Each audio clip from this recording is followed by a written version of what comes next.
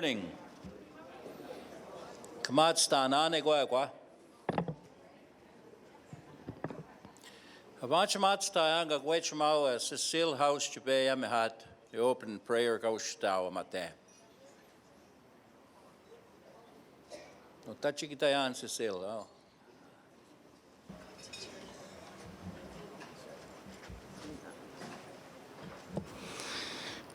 Gai mahana o anot, kwes kam yo paiyak. Kwes kakyomu, kam timnena wow your hands. Mava priyi por tout le monde. Kakyo kai mahana o, kwes kakyo.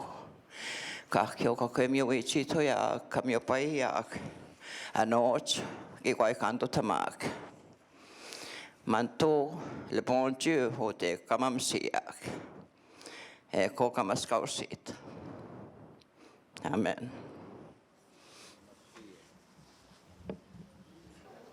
Well, I'd like to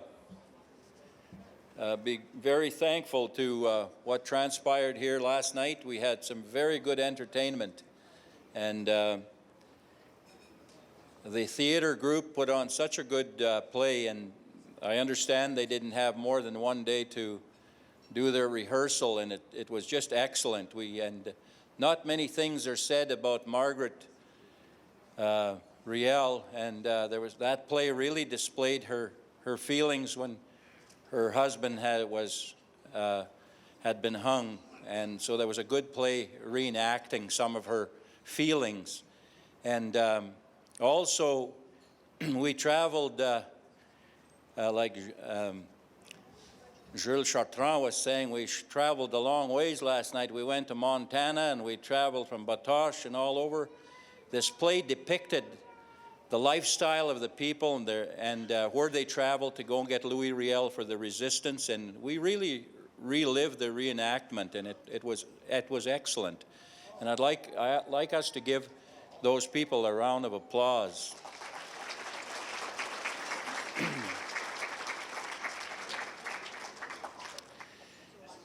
And Maria Campbell had lots to do with it. And then we had Tanto Cardinal, which I shook her hands because I've seen her acting so many times. And she also represents us as Métis. And it gave me quite the privilege to meet such a staunch individual who's a Métis and has played such a role to represent her people. When you go to these type of events, you realize the talent that we have amongst our Métis Nation. And we all come together, we poll together, we bring our resources together, and we're not afraid to share what we have. And yesterday, we had the proof of that yesterday when we gathered. And I had so many good results from our first day of our Michif language conference. You get a lot of feedback. People are giving positive feedback and identifying the important points of revitalizing our language and preserving it, and also documenting the important parts of our language. And specifically the elders, and just talking and speaking your language gives you that, like I said, the adrenaline flows so good in your veins. You feel so good to be amongst your own people. We were eating last night with people that we've never met before, and we ate comfortably. You know how sometimes there's strangers around, you'll hide and you won't. And we were eating. We were all with our own family. We weren't embarrassed. We felt so good, and I think we got to appreciate the people that are coming up here. They're trying to share, and they are sharing what transpires. We know this is a unique language, and people are trying to develop this language. And it being a national language, we're trying to identify a method so we can utilize that language like locally, but also nationally. So even with the dialects that people, if you want to call them that, the different dialects that exist in different places, different communities, we're still able to understand each other. That's what's important. Sometimes you can dissect a language too much and you lose the flavor of it. But you've got to make sure that you stay with the importance of the language. You still take your stories from your language, your legends, your songs, and the music, and the artists. We got to appreciate each other. So that's what's going to bring our language together. And not forget our youth. I know I had a veteran tell me that, we should have had a grand entry with our flags and to appreciate our veterans also. So sometimes it's not leaving anybody out, but sometimes at least we didn't forget. People are still saying, yeah, that's still important. And our youth also, like, I know there's youth from the Brandon area, specifically Jordan Fleury. He developed it was a puzzle that you utilize words, the Michif words, and you try to identify them. So those kind of things, and the youth are also displaying the language. At our youth center in Brandon, the Michif language was displayed as you walked in. So people were able to identify that. So what do we have to make? We have to make this Michif more visible, because then people are able to identify it, and then they'll understand it. So like, we're trying to include and not exclude anybody, but sometimes it's not difficult, but we're trying our best. So let's give all of us a round of applause.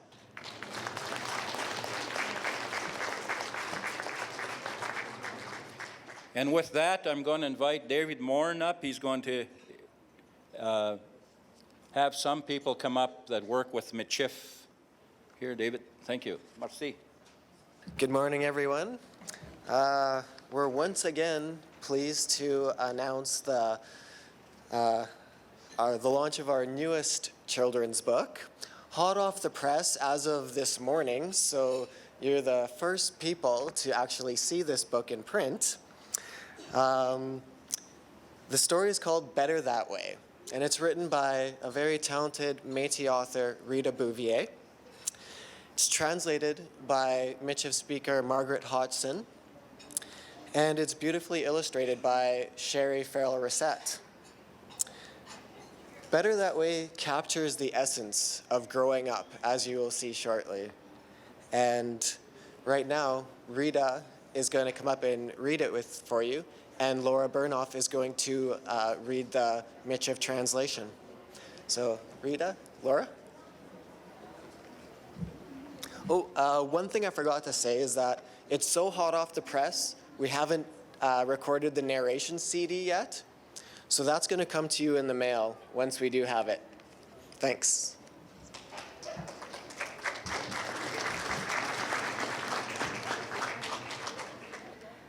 Bonjour, Tanse. I really wanted to be here for the presentation yesterday afternoon on the beauty of the Michif language to give me context for the reading of this book that is hot off the press, Better That Way. However, after a short visit with mon oncle André and his friend Jules Chartrand in the afternoon, I left for some much-needed rest so I could stand here today and be very present, fully present. I have been traversing across the country in the last month, attending various events and orchestrating events on literacy, on the importance of naturalizing Indigenous knowledge, and creating responsive systems for First Nations, Métis, and Inuit communities. And finally, I was here in the same hotel. It overlapped with this conference. We were addressing systemic barriers for learners and learning environments. So I wanted to say something this morning because I didn't have the opportunity to hear that presentation. But the beauty of the Michif language is that it carries our story and our relationship to our ancestors from this vast country, and that of the colonizers and the people who have since immigrated from the many countries around the world. While we may be dismissed and ignored at times, our existence and our emergence, and particularly our language, is a reminder of both a convenient and a loving relationship between Indigenous peoples and all of the people who have immigrated to this country. While we share a macro story as Métis people, our language demonstrates our diversity and the richness of our communities and our continuance as a people. The beauty of our language demonstrates our ingenuity, our adaptability, our sensibility, and in the true sense of the word, who we are as Métis people. The next thing I want to do is now express at the very beginning before Laura, and I want to thank Laura for stepping in. You need to know that I grabbed her out of the audience as the book was hot off the press. I grabbed her hot off the floor as she walked in. Laura. And she stepped in. Ile-a-la-Crosse umaniote.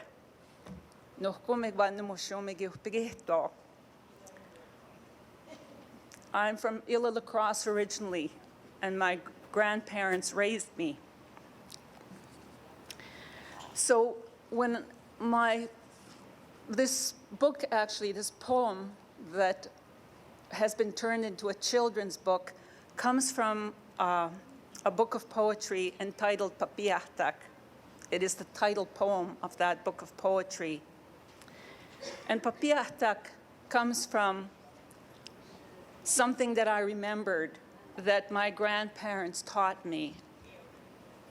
Sometimes when I was being a little bit of a liptifuyaze, they would remind me, Papiahtak ndanis.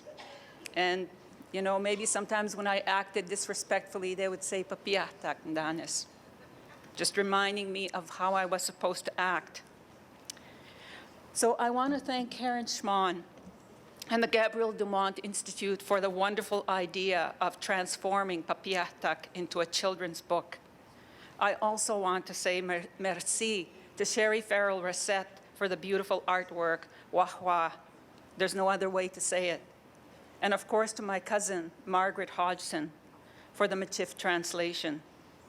I also want to acknowledge my cousins and my sisters in Cree kinship, Madeleine de Rocher, Vi Bouvier, and Adelaide Bouvier, for the first translation as they tried to assist me in capturing the essence of the original poem.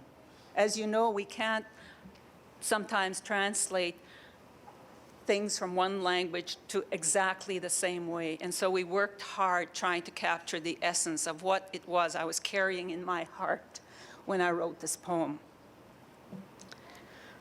I wrote Papiahtak, now transformed to better that way for my son when he was about 8 years old. However, it has now become a poem for all children. He turned 22 this week. You know, he's not a little boy anymore, and I've taught him that he has to give it away, and so he's given it away to all the children. He grew up as an only child, but we had taught him to be very generous all the time, of heart, mind, and spirit. And so when we asked him to give away this poem, it was no exception. How do we tell our children we love them? How do we nourish their spirits for miupmatsuin, that sacred act of a good life? And I remembered that one time I went to my mother, Annie. I was doing a presentation to a group of educators, and I wanted to tell them not only what was important to pass on to our children, but why was it important we passed on these things to our children. And my mother said in our language, in Michif, that we pass on our knowledge and our wisdom to our children as a sacred act of love. And I also, as I said to you, remembered my grandparents, Flora, Egwa, Joseph Bouvier, and my aunts and all my uncles who have raised me. Their presence in my life, growing up in Alibulu, that's where I grew up, and the local people know this very well, and my cousin Josie is sitting over there. We grew up on this little island, so you know we can't make too much of ourselves because they'll tell us we came from Alibulu. It's on the Ile-a-la-Crosse lake.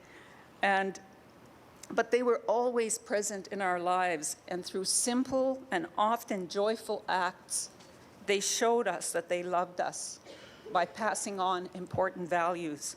And so I want to dedicate this book to all the children, to keep them safe in their journey for miupmatsuin. Kse, Laura, astam.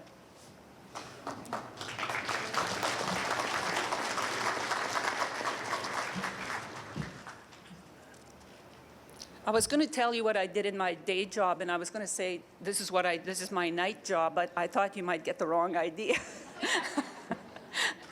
This is also what I do. I came in here, I was scrambling because this morning I woke up. I always wake up early to read and sometimes to write. You know, I daydream a lot, and this morning was no exception. I was at my computer and I was writing, and my husband came up at about 10 after 8, and he said, "Aren't you supposed to be somewhere this morning?" And I said, "Shit, I'm there." And I ran into the shower. So this is the product of my night job. If you ever have the chance to lick salt with cows, join them. Otherwise, you will never make a friend. Kispinui kaastagas kihtaen tanuhkuata mellesselastilla vash witnuhkuata puti mohkaatska witiuaganihkan hikanawiak. Go swimming in a puddle with all your clothes on for no reason other than it feels good. Tupagasa mo dalabu ay wesaste kiteuinsa. Namagigoe etihtamuin kite tamiumahtihuin rian pogo. Iego miumahtihuin. Use your little pinky, melt a hole on the frosted window to see the pinpoint of your father returning home from work. Run to him, and when he scoops you into the air, fly for just that moment. He won't let go, I promise you. Apatihta kisquititis tiksawatis kai guatik dalshashi tawapa metke papa kapitas tamuhti ti pigiwiti punatoskit na tsapaha ke papa higwa ispi kawapa pimikis pime isse pimiate pia animigo kanagis na moya kitis kita sotamaten. Hide from the adults all day. Pretend you don't hear them. When they ask you where you've been, say, nowhere. Kasustawi kay sino kapigisik kitap skuts kay pihtawetsik igwa kispen kagakuitsamigwak tati kitayayen kay tuan namoyananto. Lie on the rooftop with your mother, watching the moon and the stars, wondering how far away is far. It's zany. Pemistini tahko slakovacher astik mama iginawa pa maik te pesca lalun igwa atahkosak imamaskat mi tanamego wahiawis kami uma wahyo pito sistemam tonihtami kisquemagan. Go dancing in the park after a rain with all your friends, with only your pajamas on. It's entertaining for the people caught inside their houses. Dunimitok naguyuni kapuni gumuah kastikahkio kitutimak astipogo nipewayan mutsigihtawen esiniak kiche pihtaik wiguawa.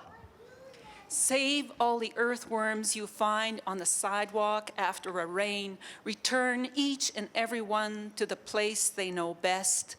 You never know when you might need a helping hand. Mawatse hekahkio muhtiwak kamiskawatsik pemohtewini kapuni gumuak.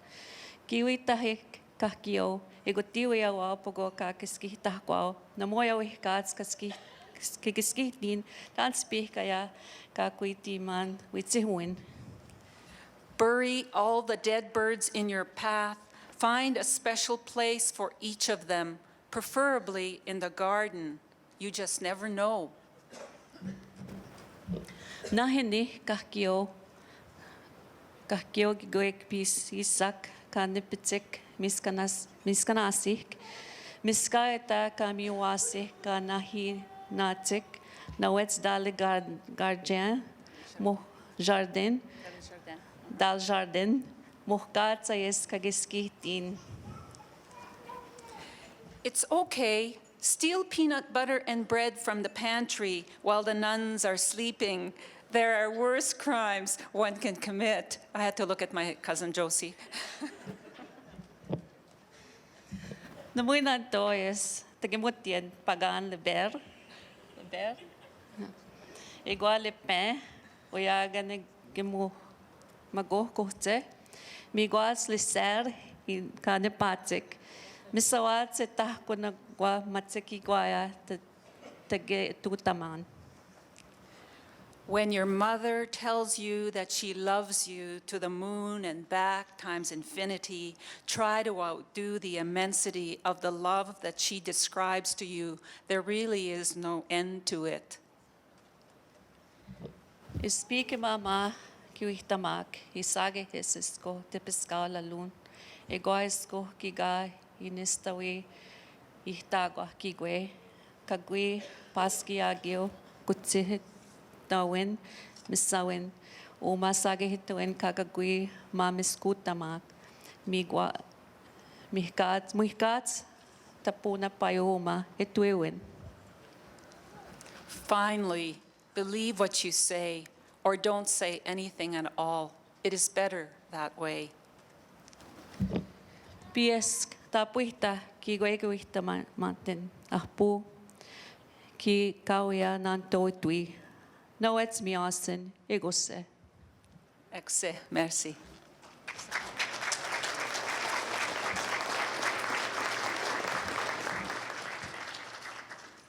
Thank you very much, Rita. It's a real honor to have such an esteemed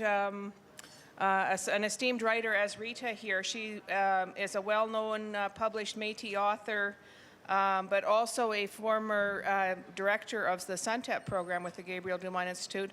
She's recognized nationally and internationally for her leadership in education, and so when we approached her to do this project, we were very honored that she accepted, and we knew that such beautiful words could only be complemented by beautiful artwork of the type that Sherry Farrell-Rosette does. We're really pleased that Margaret Hodgson did the translation for us, and we certainly enjoy you pinch hitting this morning, Laura. Thank you so much. Gives me a great deal of pleasure to once again introduce you to Bruce Sinclair from the Canada Council for the Arts. This remainder of this session is about building partnerships, and often those are with potential funders, but outside of the means by which we can do what we have to do, the common vision between the Métis people and our partners is what's more important in building that partnership. I know Bruce will explain thoroughly how his program can help the Métis achieve their dreams through the theatre arts program that he is the coordinator of at the Canada Council for the Arts. Welcome again, Bruce. Fancy everybody. I don't like standing on a podium. It makes me feel like a priest. Anyways, the reason that I'm here today is to talk to you about this other job that I have in Ottawa that I was talking to you about yesterday. I'm a Métis, and I'm an artist, but I'm also an arts administrator. And the job that I do is I work to get Suniao, money, l'argent, to the artists in this country. And I work in the area of theater. So at the table, you'll find this green book. These are the Aboriginal programs. So I don't think there's one for everybody, but you can share. So basically, when you look at it, it says programs for Aboriginal artists and arts organizations. And we know that in the Métis community, we have a lot of artists. So, in fact, one of the most famous artists was a poet who went to Ottawa named Louis Riel. But here among us today, how many of you are or look at yourself as artists? Hands up. Artists.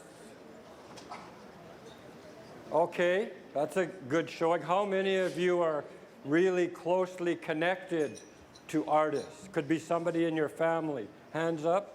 And the artist too?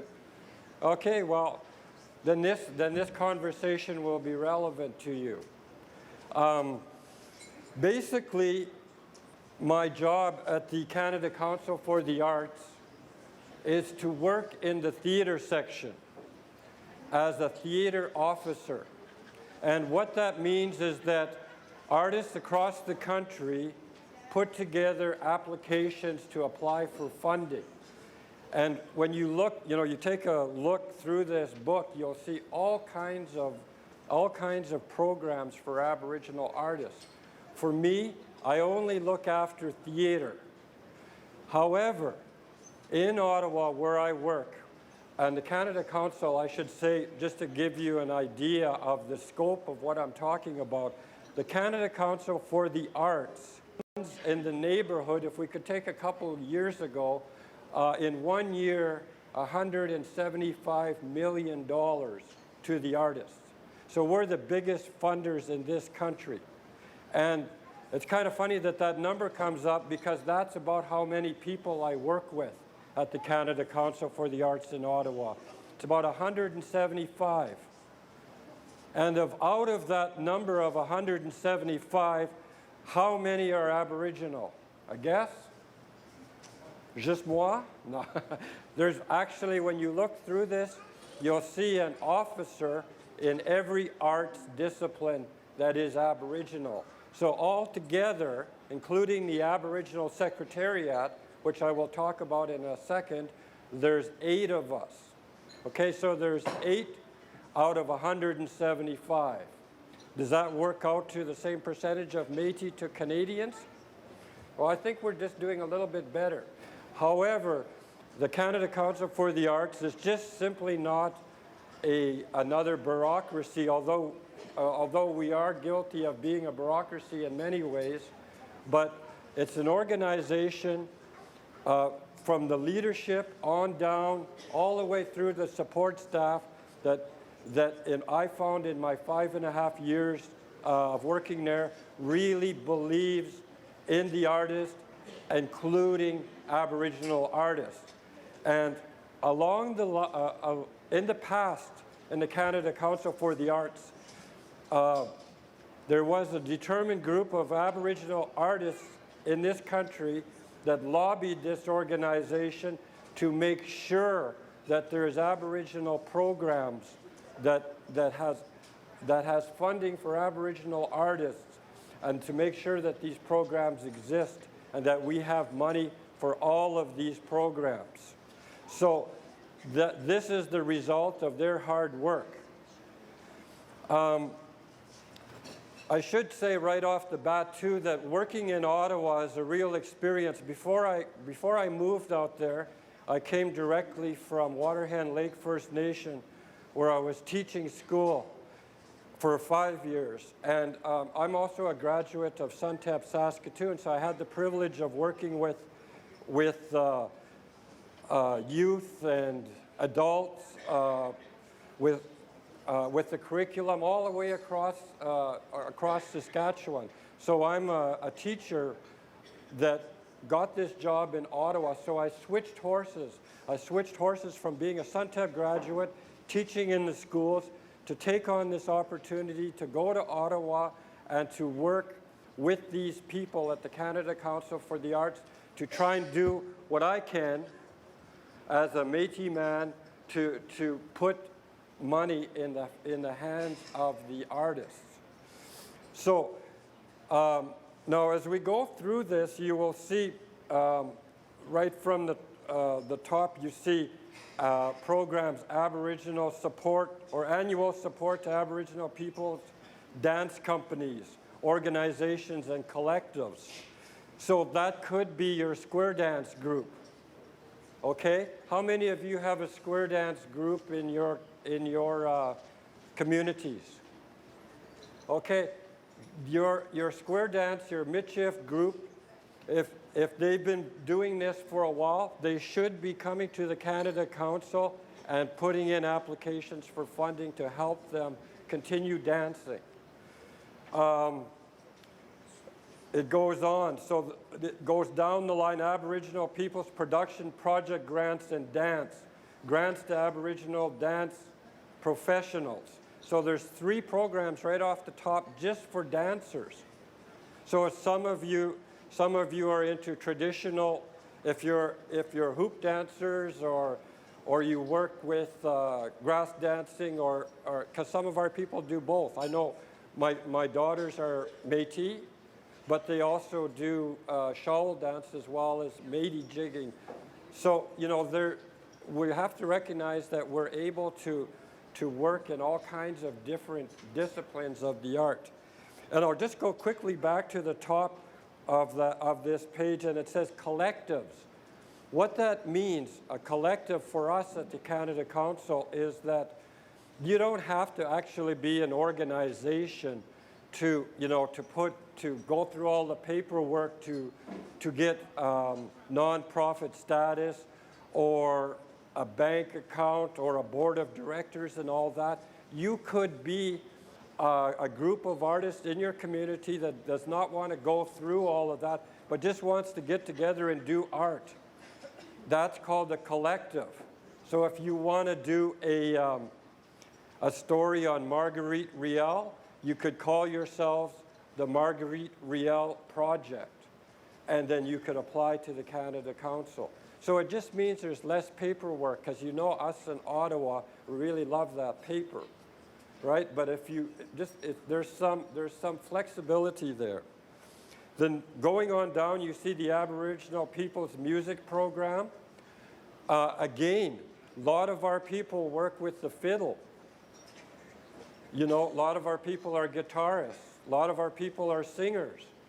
If they're professional, i.e. they get paid for their work, or if they've been working long enough to create their music and are recognized as professionals in their community, that means you, then these people are eligible for funding. It doesn't mean that you have to have this long history of credits in your background. Like, for example, many of our Michif elders and the Nehiwan, the First Nations elders, are storytellers. We don't need a whole resume of the stories you have told. Basically, what we need is something about you, what you've done in your community, and perhaps it could be a letter from other people in the community talking about your role in the community as an elder, as a storyteller, and the passing on of your language. We consider that at the Canada Council professional artists. So that means that you can apply for funding to get money as a professional artist.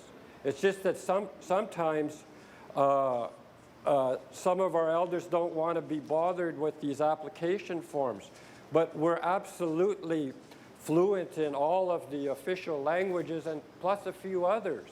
So all you need to get those people together, because there's many of us that write well. God knows how much money we've put into programs for post-secondary and different educational opportunities for our youth and adults. So we do have writing skills. So get these people together with the elders and the musicians if they don't like to write, and combine your talents to put in applications. Because generally, overall, the Métis artists at the Canada Council for the Arts is really underrepresented. We're just not getting the applications from the community. And it has a lot to do with outreach like this. As we go down the list, about the 5th bullet down, it's the developmental support to Aboriginal theatre organizations. We just seen a presentation last night by Saskatchewan Native Theatre. This is an organization that we support on an annual basis. And there's many Aboriginal theater organizations across this country that we support. However, there's not enough. We need more because we know there's hundreds of different First Nations, and we know that there's lots of Métis communities. So if your interest is in theater, which is basically storytelling on the stage, so there's your connection to the elder, you just need to get these people together and say, how can we put our stories on the stage like Saskatchewan Native Theatre did last night? So wherever you're from, you can bring in people. You can ask Donna Heimbecker or Alanis King or Andrea Menard or Don Freed or Joseph Natal or so many artists that you know that have these skills to come into your community and say, we want to build a play. We have SUNY out for these people to go into your communities. You just have to do the paperwork, or they have to do the paperwork. Somebody always has to do the paperwork, but it's quite possible. I'm going down the list here. I hope I'm not boring you. If you have any questions along the way, just pop up your hand and I'll try and answer it. Next down the list is the Aboriginal Media Arts Program. So if you're into creating documentaries or working with media arts, computer, digital, this is the future. Some of you younger people, you know, this presentations up here, you know, are a form of media arts, what was just done here with Rita. So if you need money for that, there's a program there, and there's an Aboriginal officer that's going to help you, guide you through that whole process.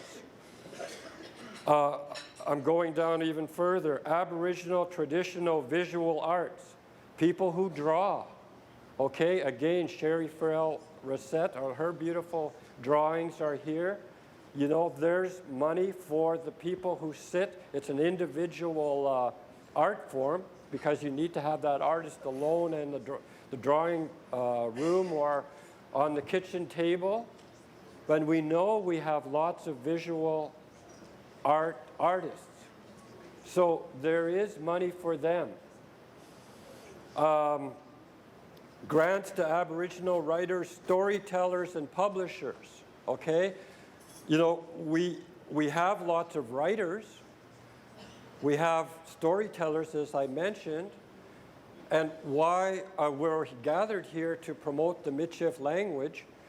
We just had a bilingual presentation here. These are propositions that you can bring to the Canada Council and say, we want to collect the stories of our elders, and we want to write about it. We want to do it in bilingually. You know, you can use Soto or Cree as well. You can be trilingual. Don't let it stop you. So these are the ways that you can apply for funding. Finally, we get down to the last 5 bullets on here. Aboriginal Peoples Collaborative Exchange National and International Project Grants. Now, this has got to be one of the most beautiful programs I've ever ran into. Basically, the collaborative exchange are programs run by the Aboriginal Secretariat, who is a woman named Louise Prophet LeBlanc from the Yukon. She's Southern Shoshone.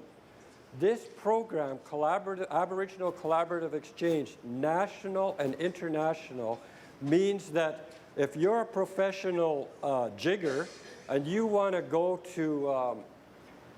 go over to Innu territory in Sept-Îles, Quebec, and work with these people to share your dance, that we will find some money for you to do that. It's a collaboration, so you can learn their steps, or you can dance to their accordion, because they're into that accordion thing over there, right? And of course, there's French speaking and Innu speaking, but those of you that know the language, which is most of you, that you know that the Innu language, also known as the Montagnais, is part of the Algonquin language group.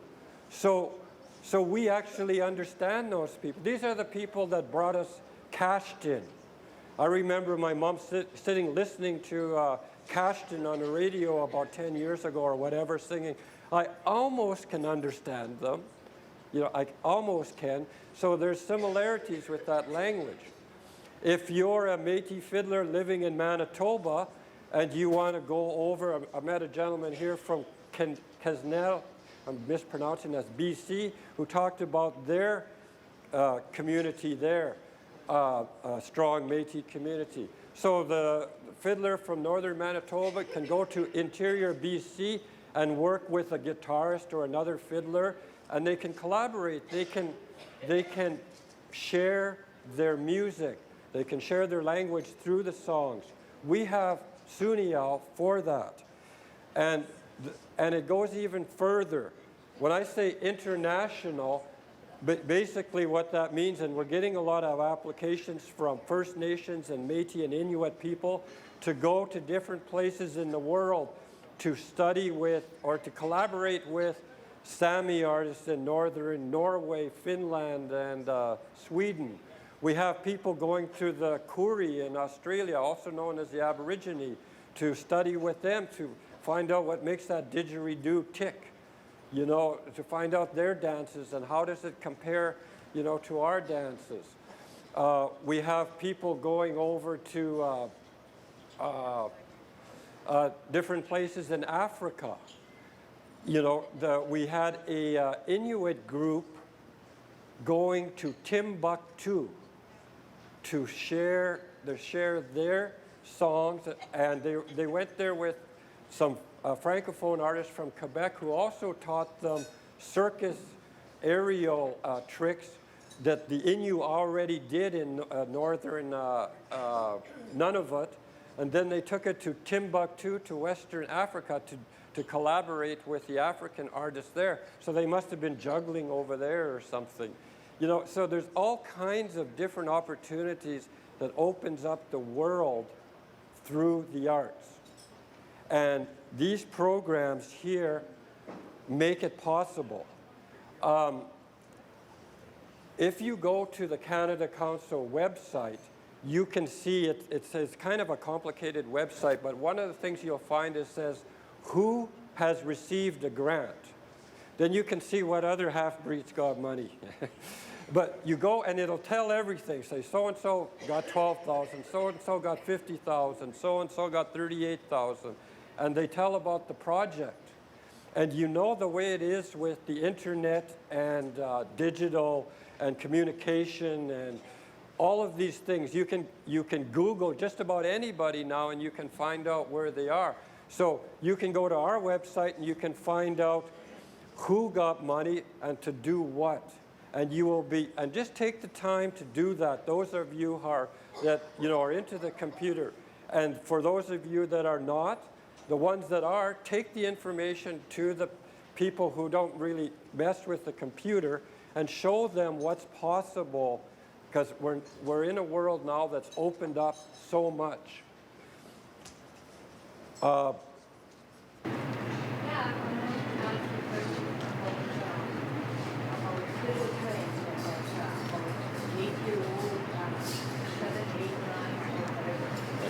When they don't have no means of being trained to play the fiddle, or they don't have the skills, and can a person apply for money for musicians that wants to take lessons on fiddle playing and like divide fiddles and lessons? Okay, I was just asked whether or not young people under 10 can, if there's a way that we can access, that you can access money to teach the really young to learn fiddle and to buy fiddles and things like that. Young children are not professional artists. However, this program that I was just getting to is called the Elder Youth Legacy Program, and it's support for Aboriginal artistic practices. So that means to bring elders and youth together, so there's money there to teach. That's the whole idea of the program. And it goes, the very last one is called the Artists and Community Collaboration Program, where professional artists in your community, whether it's the singers or the dancers or the storytellers, can collaborate with anybody in the community. It could be people that are working in the bush. It could be truck drivers. It could be the kids in the school. It could be your politicians. It could be anybody that that the professional artists want to work with to bring art into their life. So the answer to your question is yes, there is programs that can put money in the community's hands to teach the very young as well. And you just have to call us and we can go through all the details.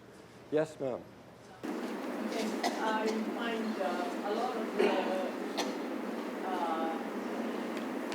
description programs and eligibility thing talk about mostly people that are already started in what we call a profession.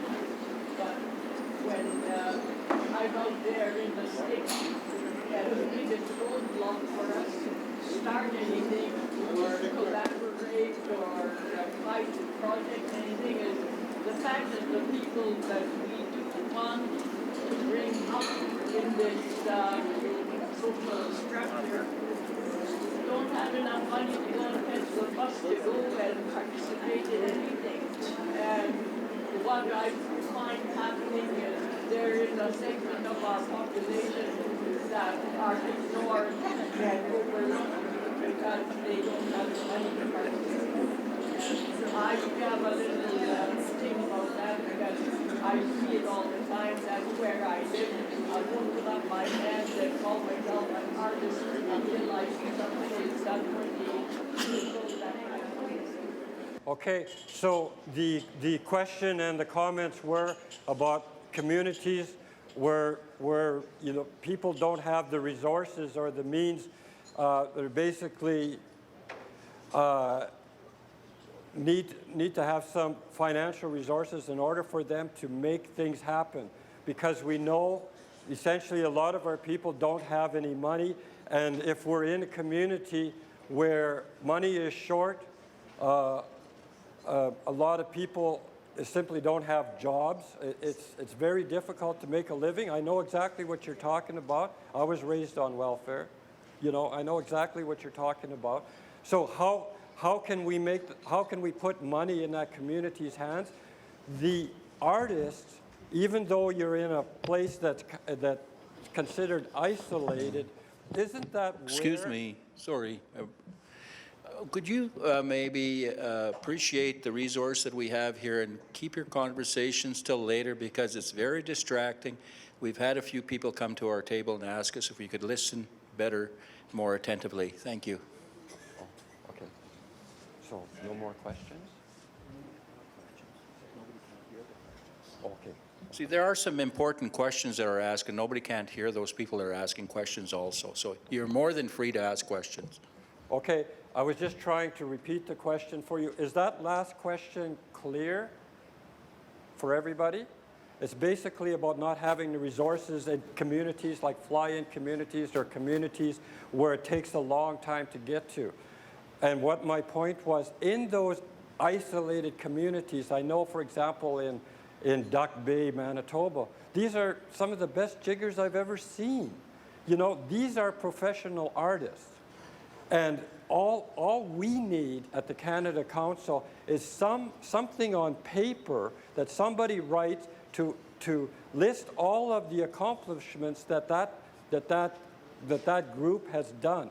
Somebody has to write that out, because people from Ottawa aren't going to go to Duck Bay except for me. So we have to have that on paper somewhere in there, and that's why administrators are so important. It's not only do you have to be an artist, you have to also have somebody with you, like a manager or an administrator, that can move that mouse around and answer those applications. And that's why I'm saying we have the knowledge within our community in Michif, and in English and in French. we can write. We can write beautiful stories, but many of you can write grants as well. So you have to be hooked up with that artist. So for requests from isolated communities, absolutely there's a list of people that we know across Canada that may even be able to come into your community and be able to give workshops on applications and help you through that whole process, because it is problematic, because that's the bureaucratic part. But in order for us to look and assess an application properly, we have to have something written.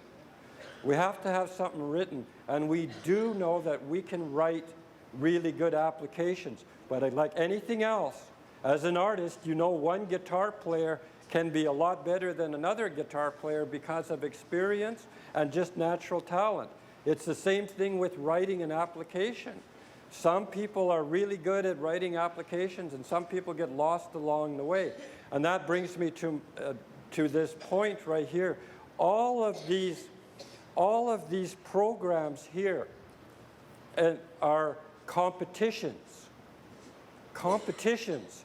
That means that people all across Canada, the Aboriginal communities, are writing the best that they can to get that SUNYL.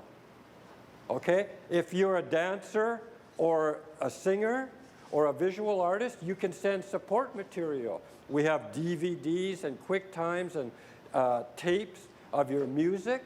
That's called support material. So a Canada Council committee will meet, and they'll be sitting there. By the way, all of these Aboriginal programs are assessed by Aboriginal people, period, okay? So they're all sitting there, and they're looking at this, and they're going, we have an application from Duck Bay. We have a video of these dancers. They're fantastic dancers. However, the video itself is not very good. Like whoever took the video, it's not very good. But even so, you can see that the talent of those dancers is excellent, because we know that happens in these communities. Then the written part of the application. So a committee will look at it and go, geez, the video shows that the dancers are really good, but this application does not answer the questions we asked. So somebody needed more experience in writing the application. And they're up against people in big cities. A lot of them, they have this down to a fine art. But we can write well here in the smaller communities as well. It's just that we have to put these people together. The good writers, the administrators were called, and the artists. Because it's hard to separate the artist and the administrator. Many of these people you've seen yesterday have received or connected to Canada Council grants, but most of them don't want to go near an application. They don't like to write applications. You can ask any artist, Joseph, do you like writing applications? No. But, he's an example of received support from the Canada Council. Before I went there, I applied 5 times before I got funding from the Canada Council. And each time I got that unsuccessful letter, I'd go, don't they know who I am? And the next time it's like, well, now I'm really hurt. And basically, when I looked at the application, because that's the first thing I did when I went to Ottawa, I said, I want to see my applications in their files there. And I pulled it out, and I read it, and I thought, no wonder I didn't get any money. This application is really badly written. I had to look at it from another perspective. So we have to play that game. And whether it's education or housing or culture, you have to play that game where you write the applications. But when it comes to the art, we have to do what we have to do. Okay, and that's what the deal is, because it all goes to Ottawa, it's all centralized, and we have hundreds of applications from Aboriginal people. And then we ask people that were performing for you yesterday to come to Ottawa. We give them 150 applications and we say, here's the applications, here's how much money we have, and you have to make the choice. And then we guide them through it. So it's not an easy job because the people who don't get money, are unhappy. But the people who do get money are happy. So it's a tough process, but there is money there, and there's getting more and more every year. How would you do with 5 more minutes? 5 more minutes? Yeah.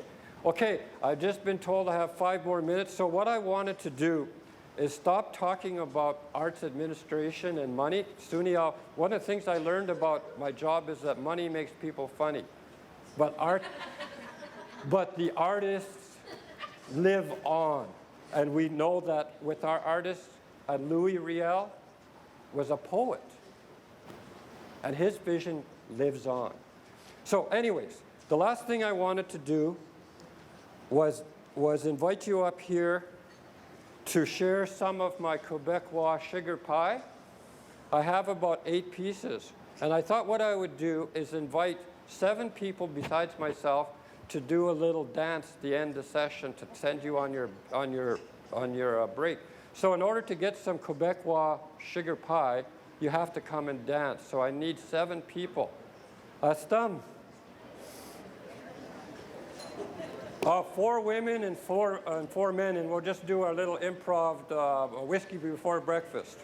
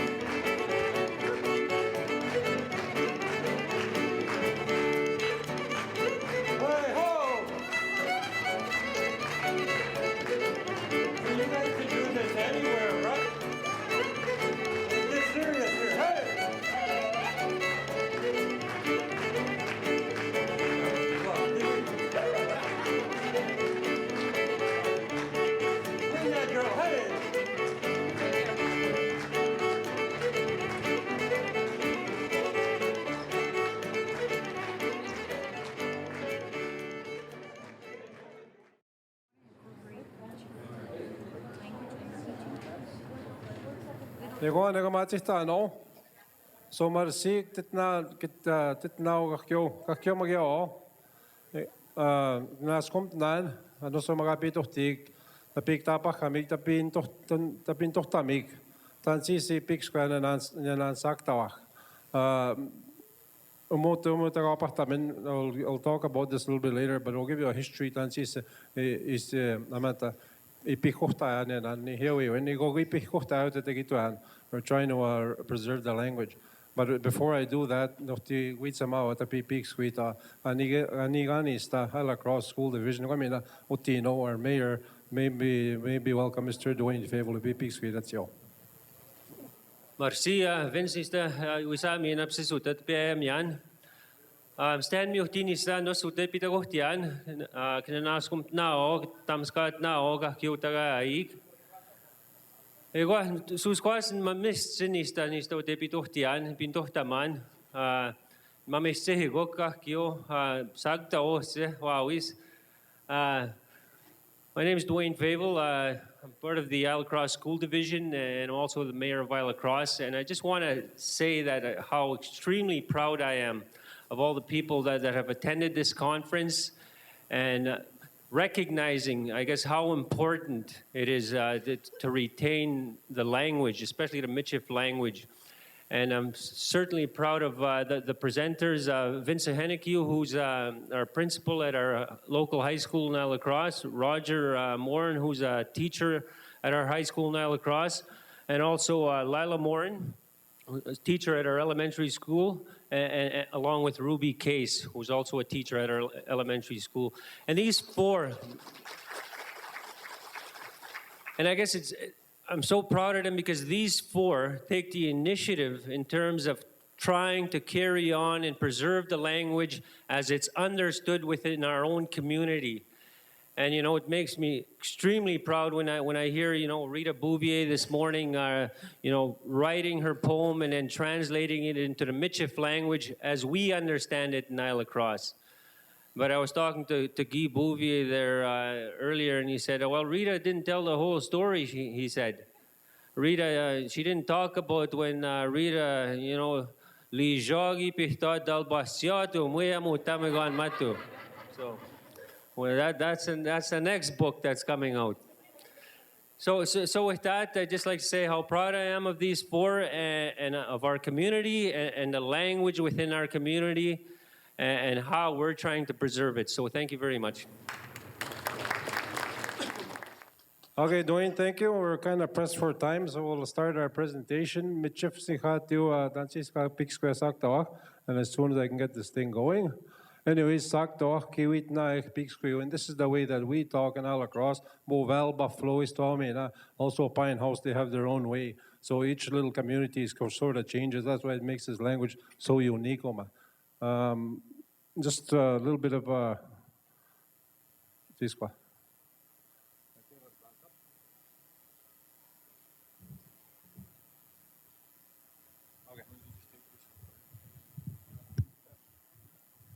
He always has good ideas, RJ. But anyways, we're just going to go through, we just did the introductions, the history, the PowerPoint, I'll go through that, yeah. The website online, we finally got that going. Lila will carry you through that, Ruby. Lesson and games, or maybe we'll have a little bingo game if we have time. And we're going to have a grand prize, RJ's car with Miguel. We're going to give it away. And it has a big trunk, you can fit 4 deer in there, yeah. And we'll try a little bit of fiddle and guitar, a 2-step and a jig. We'll see if anybody in here can dance.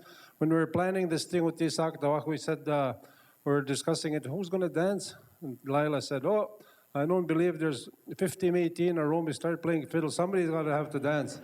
So we'll try it out. We'll see if that works. We'll have a question and answer, and then we'll have an evaluation. The evaluation is there. And once you fill that out, you'll just leave it there. We'll pick it up. So anyways, with that, first of all, Ile-a-Crosse, Tanui, where is it?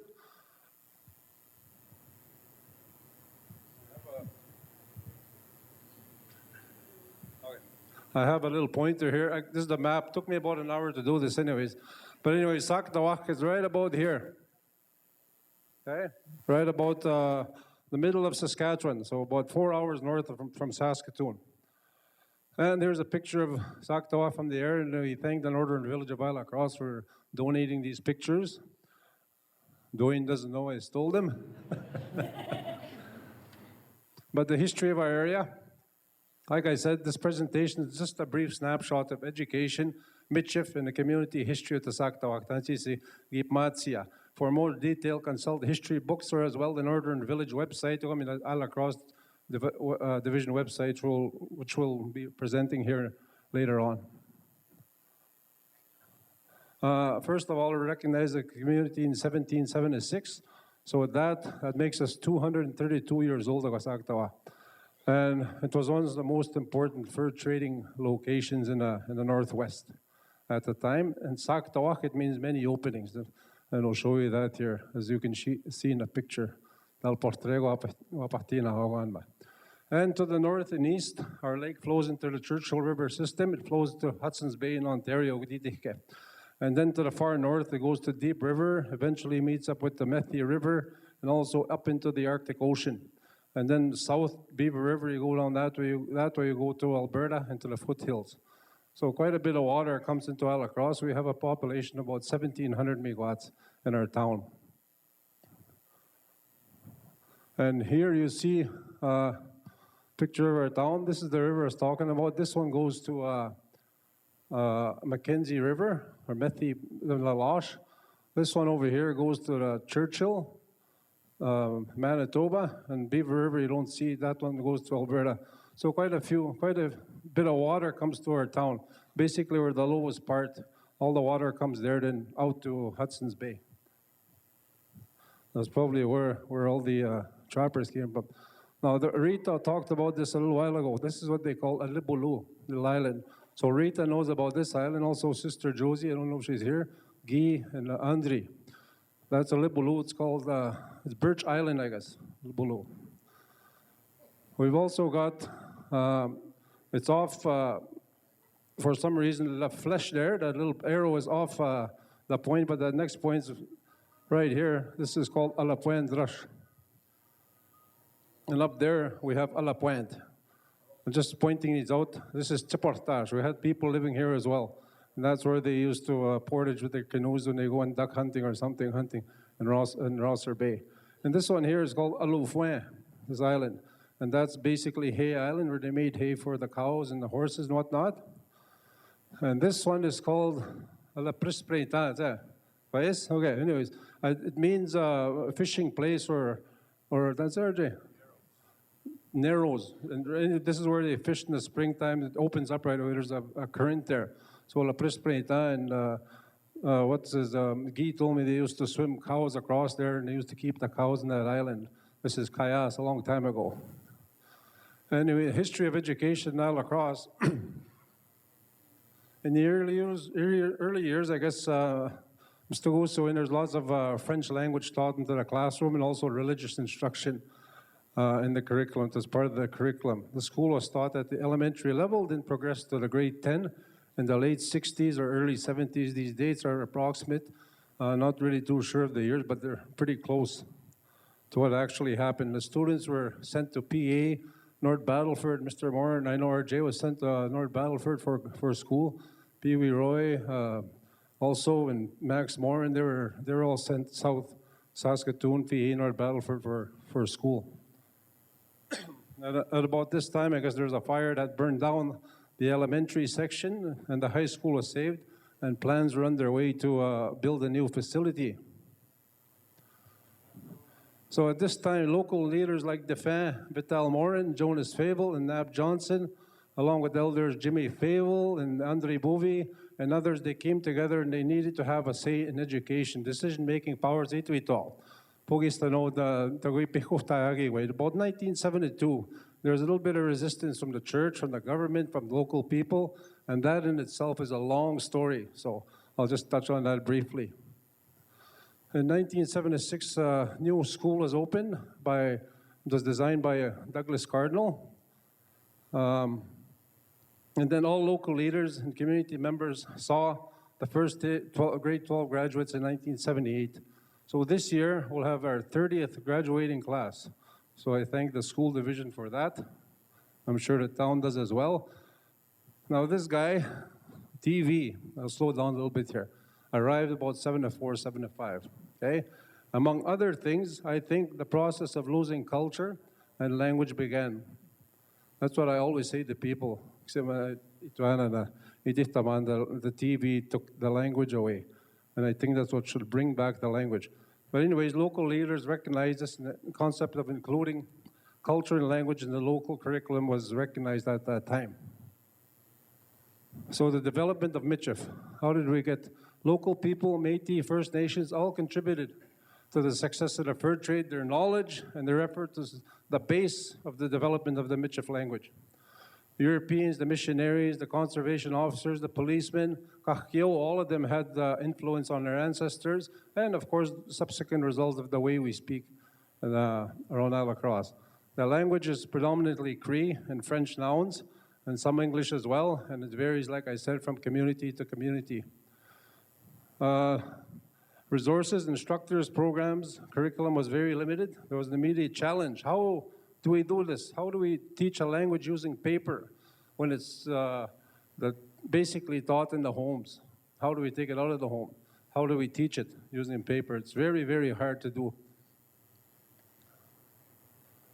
So the teachers, the board members, the local elders, and the community members, they slowly began to get together, set priorities, goals, and develop our language program. In the beginning, there was one room. We designated the Cree room. From a local person attempted to teach the language. And I'll just point that out again, it was the Cree room. There was no Michif. Slowly, Michif started to evolve. We all evolved from Michif. The program developed as more of our local people began to obtain teacher certificates through the Norte program, and they carried the vision forward. Over time, the program developed in K-12, and Michif is taught at K-9, and we have the option of offering Michif at the high school level as well. And we have 10, 20, 30. If you look in the Saskatchewan Ministry of Learning, they have course codes for these classes. So the plans are twofold. First, finish the language component, and then the cultural component. But a lot of times, these two things are one and the same thing. Teachers, we use local resource personnel, elders, videos, a lot of teacher-made materials, student-generated materials, games, pictures, and some commercially produced as well. But there's a lot of stuff that teachers make that we didn't bring with us, but there's a lot of ideas out there from all over, not only from Ile-a-Crosse, but also right across this country. But resources, of course, are still scarce and very hard to produce. As you need expertise out there in using technology, and those that have the skills don't necessarily know how to speak the language. Like you just witnessed here a little while ago, it took us about 15 minutes to get this stuff going. We're not really too good at it, but we're learning with the technology part. And the latest instructional strategy, some of you guys are probably aware of it, is the Gray Morning Method. It's slowly being introduced into our website, and Lila will talk a little bit more about that. And we continue to conduct Michif language festivals. While you're here, I'll invite all of you to come on April the 9th, Wednesday, April the 9th at Betochtiig. Our team is in Stochtatutan. Let's understand each other for this year. And we plan to have classroom, small group, community, and elder presentations. We'll also have a traditional fashion show, mural contest, square dancing, and jigging contest. In addition to this, we have a week of activities planned to emphasize, promote the language prior to the festival. Not only the language, but also cultural activities. So it seems difficult. I know a lot of teachers that I talk to motivate students when you seem to be isolated off into a little corner of the room and they are not motivated to learn. You have to compete with TV, Nintendo, iPods, MP3s, and the latest thing, the text messaging. So there's quite a bit of stuff that you have to battle with. But instructional time across grade levels, that needs to be increased. We need to look at that if you want to save the language. How do we know if we're succeeding? There's no simple or cut and dry answer to this, but the language is being lost at an alarming rate. And you just need to go into the schools to find that out, to see that for yourselves. And we need to get the language back into the home. For other languages programs, they say it's a lot of hard work, a lot of frustrations, and a lot of pride when students, children respond when you talk to them. But you need a lot of committed, I'll say it again here, committed, dedicated people with a dream and a vision to save the language. One word, like I heard somebody say this yesterday, achkamimok, don't give up. And ekuse, but That's our PowerPoint version of our history of our language in Ile-a-Crosse. Now we'll go on to the website with Lila. But anyways, if you have any questions, we can email you this presentation if you want. So you'll just email me on the sheet of paper there you got. Any questions? Yeah, very good presentation. It's coincidental, but we come from Peace River, Alberta. And our name for Cree is also Saktawa. Oh, we got a copyright thing here to back up. Okay, Saktawa. So that means Cree language or Michif to you guys?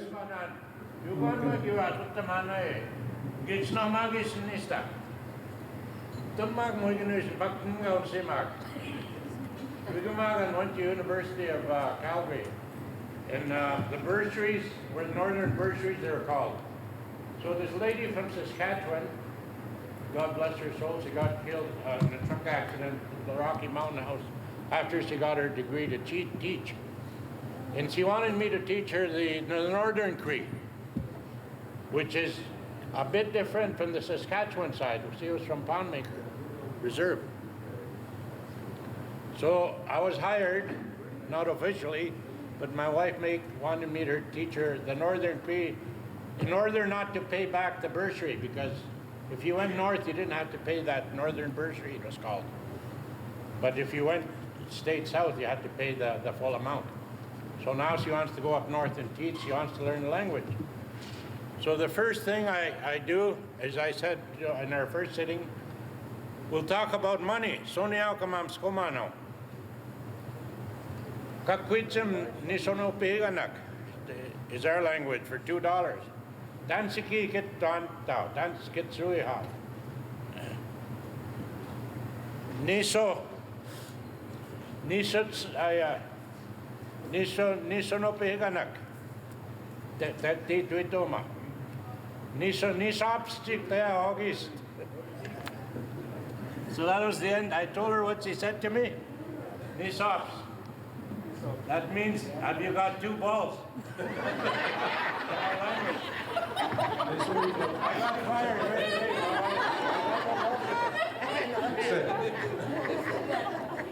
That's the difference, in our language, Northern Cree and Saskatchewan Cree. Okay, merci for that, those words from Peace River. We got Saktawa, we got take your, that's you got Big Squeak. Okay? Okay, we'll continue with Saktawa website. All right. Hello, everybody. I am just sitting right over here, in case anyone's wondering where I am. In Ile-a-Crosse, the teachers, with support from our school division, developed a website geared toward retaining our culture and language. It is used mainly by our Michif language teachers for language instruction. However, all teachers are encouraged to utilize the website to ensure that our Métis culture is embedded in instruction for all our students. We would like to share the website with you today. It has recently undergone many changes. Today we will share what has been completed to date to give you an idea of what is to come. It is important to note that many of the changes will occur in the near future. It is a work in progress. This is the home page. The guys wanted me to mention that in the picture to the right, the only building remaining in our mission is, if you could just use your pointer, Vince.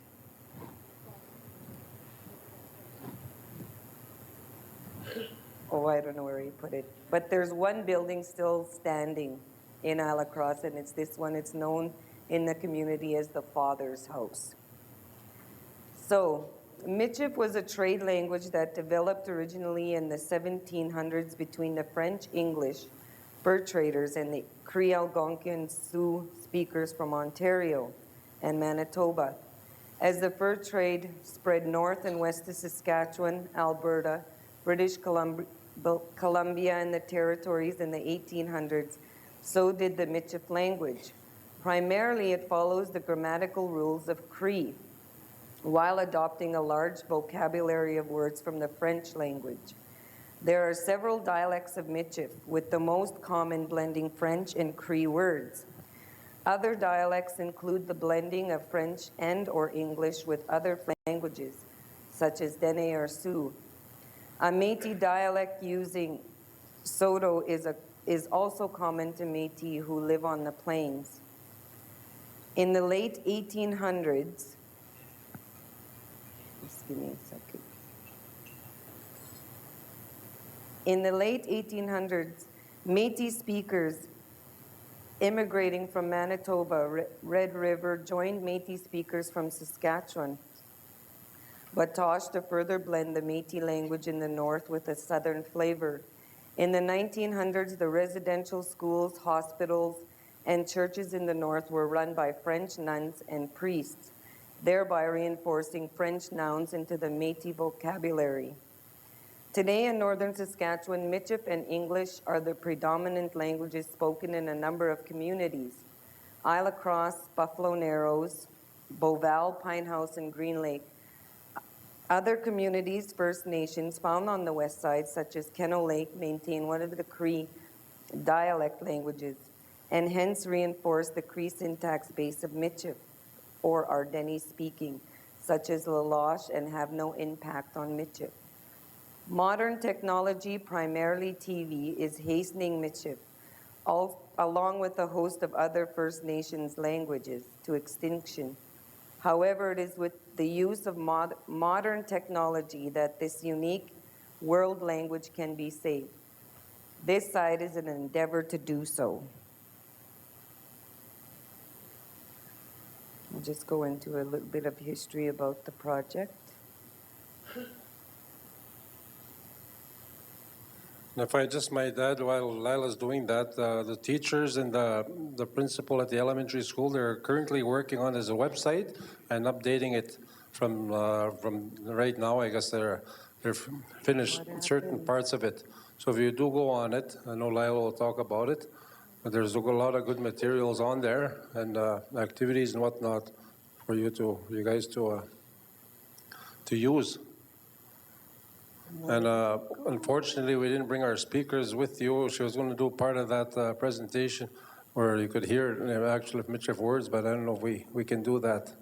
Maybe I can read it for you guys, see the way they say some of the stuff. I really needed a mouse for this. I'm not very good with this.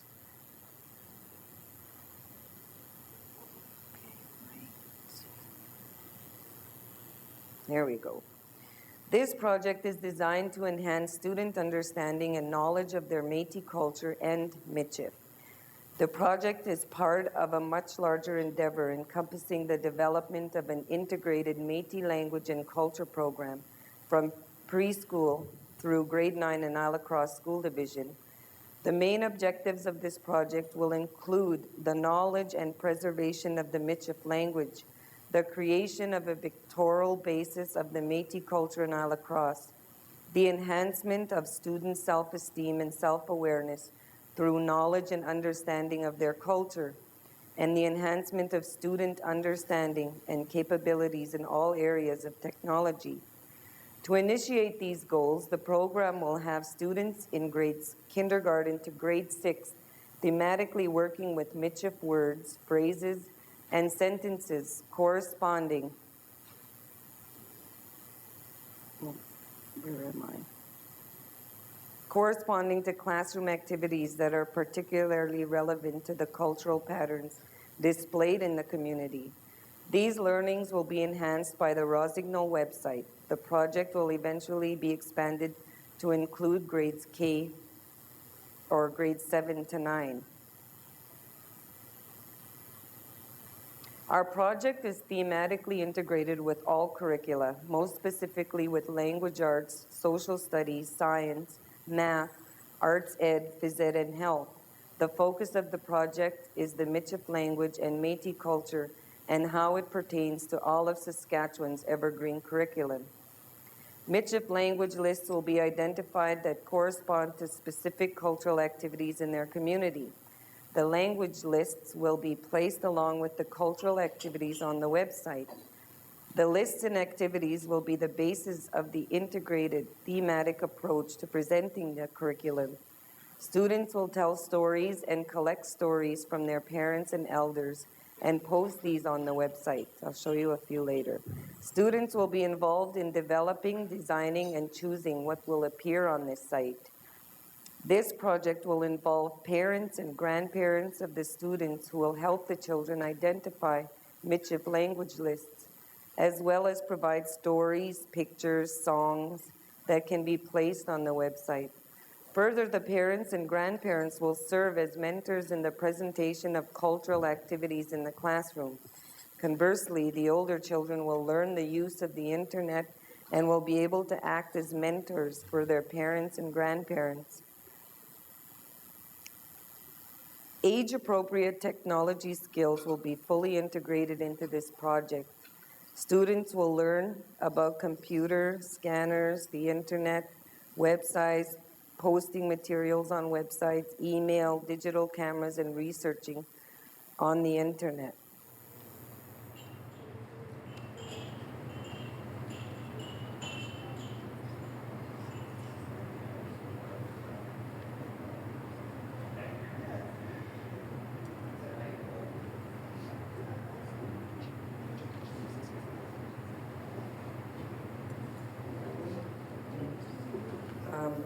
Just go through a few things here. Life in Ile-a-Crosse centers around the lake and the forest. Winter pursuits include snaring, cross-country skiing, snowshoeing, snowmobiling, and ice fishing. In the summer, boating, berry picking, camping, and fishing are part of everyday life. Across the lake is a common weekend destination, and many families return to where Kukum and Mushum lived as children. Most Métis families still retain some traditional approaches to life when dealing with its modern complexities.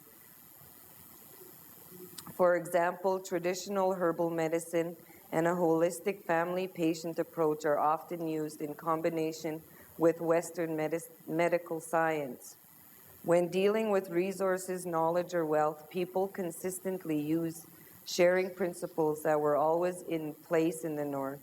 For example, food gained from hunting and fishing parties are shared with elders and relatives in the community, and family members pass on traditional knowledge in these pursuits to their children.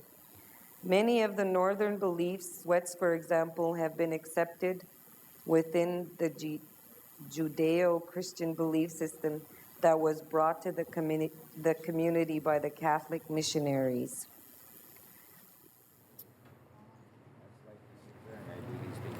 Oh, okay.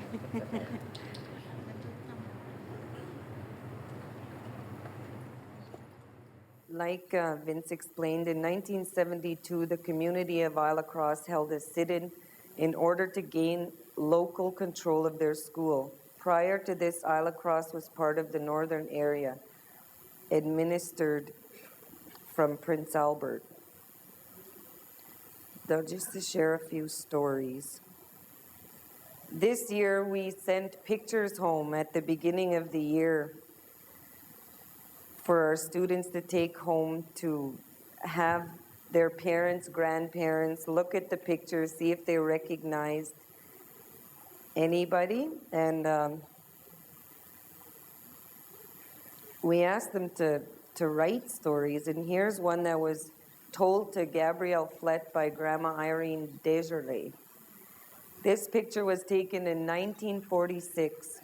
It was a 100-year celebration for since the missionaries first got here. People were here from all our surrounding communities to celebrate with us. There were white tents all over because that is what people brought with them to sleep in. I was only 5 years old, but I remember eating my first ice cream and getting my first ride on a kiddie ride train. Until that evening when they started lighting up what must have been fireworks. But being 5 years old, I was terrified. I got my grandma so mad because she wanted to stay and watch, but she had to take me home.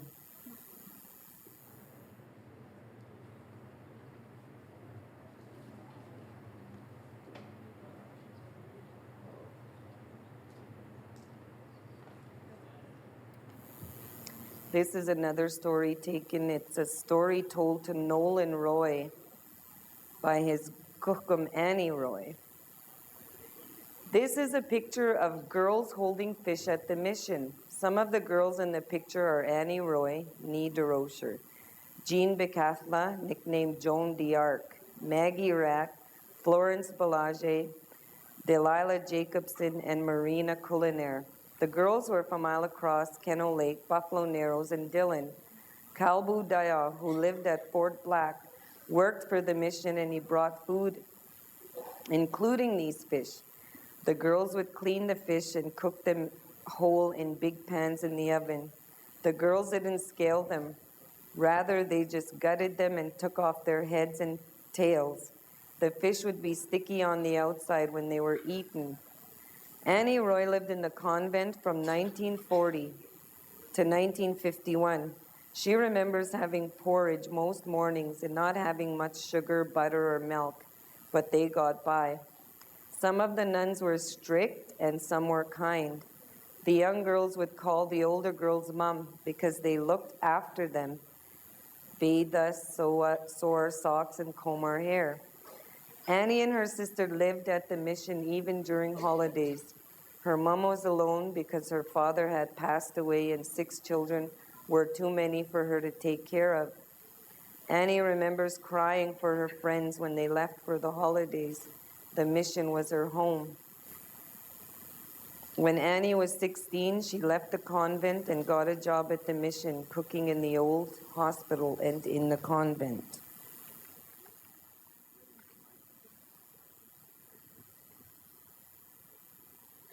How are we for time? Is it lunch? Okay. Great morning, huh? Yeah. A little bit strapped. 10 minutes. We'll wrap it up here in 10 minutes. Huh? I'm moving fast. One of the methods we use in Ile-a-Crosse is a method we've recently adopted. It's the Stephen Gray morning method. It focuses on, the Gray morning method focuses on 16 nouns. It's their foundation.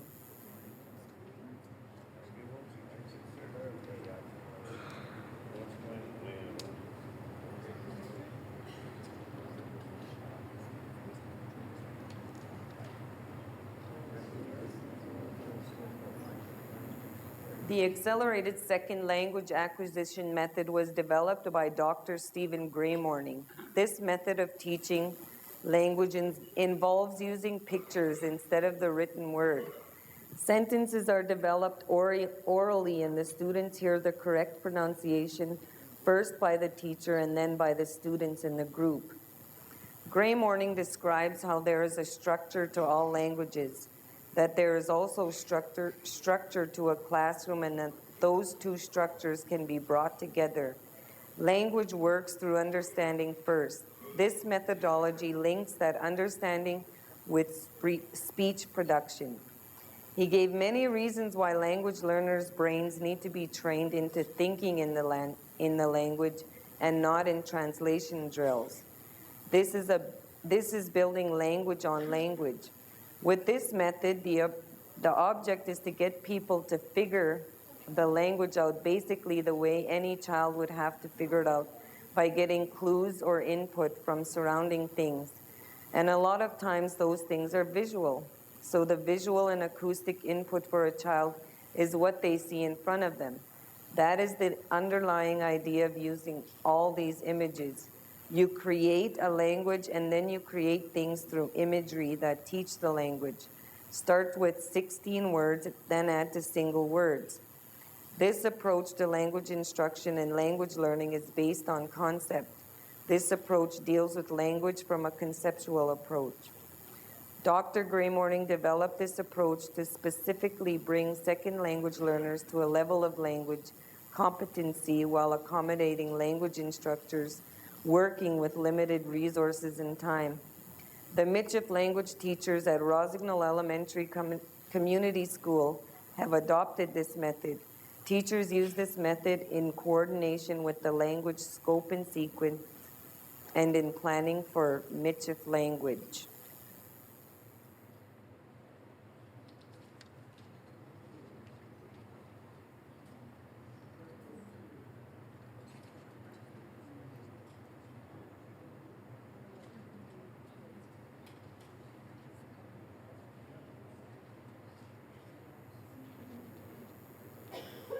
Just go through a few examples.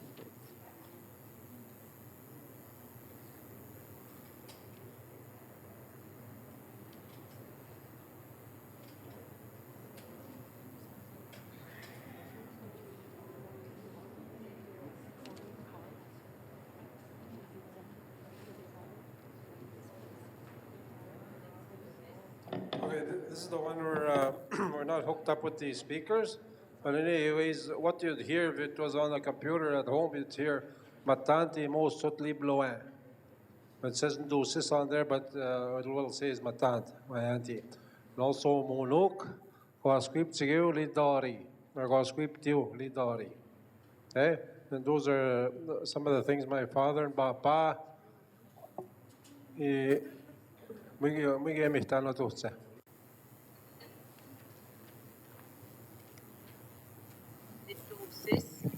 e mo sot li bloin.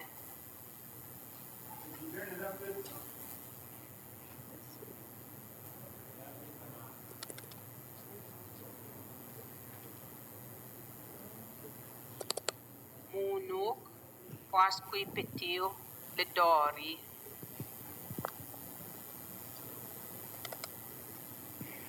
Ne papa so le karabin ahte we matio. I'll try one more. Ne mama yapit dalashash. So all those, I believe, while Lila will talk about it, which ones are all done on there. There's still quite a few to be updated. Some of those things on there.